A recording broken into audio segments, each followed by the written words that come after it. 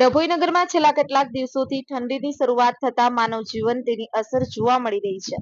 વહેલી સવારે તેમજ રાત્રિના પવનના સુસવાટાથી નગર ઠંડુગાર બની જાય છે. વહેલી સવારના વિરલાઓ ફરવા નીકળતા જોવા મળે છે.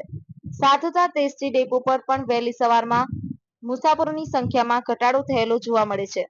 શિયાળાની ફૂલગુલાબી ઠંડીએ ધીમે ધીમે પોતાનો તીખો ચમકારો બતાવવાનું શરૂ કર્યું છે. રાજ્યમાં ઠંડીનું મોજું ફરી વળ્યું છે. ઠંડીની રક્ષણ મેળવવા ગરમ કપડાના બજારમાં તેજીઓ ગરમાટો જોવા મળે છે. આ બહારના વેપારીઓ સસ્તા ભાવે ગરમ કપડાં વેચતા હોય છે, જેથી ગરીબ અને મજૂર વર્ગના લોકોને આ કપડાં ખરીદવામાં સરળતા રહે છે અને તેઓ ઓછા પૈસાથી ઠંડી સામે રક્ષણ મેળવી શકે છે. ગ્રામ્ય વિસ્તારના લોકો જાકેટ પહેરવાનું વધુ પસંદ કરતા હોય છે, કારણ કે દરરોજ મોટરસાયકલ પર ડભોઈ આવવા જવાનું થતું હોય છે. ઠંડીની અસર બજારમાં પણ જોવા મળી રહી છે.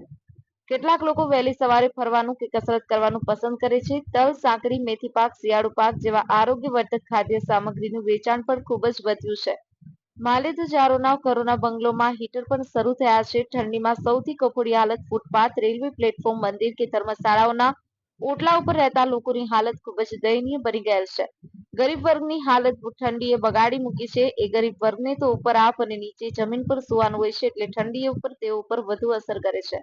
ફઝલ રઝા ખત્રી, ગુજરાત અદ્ભુત ન્યૂઝ ગુજરાતી, અદ્ભુત ન્યૂઝ ગુજરાતી રમેશ સત્યની સાથે આપણી આસપાસ બનતી ઘટનાના સમાચાર જોવા માટે ગુજરાત અદ્ભુત ન્યૂઝ ગુજરાતીને લાઇક કરો, શેર કરો, ચેનલને સબસ્ક્રાઇબ કરો.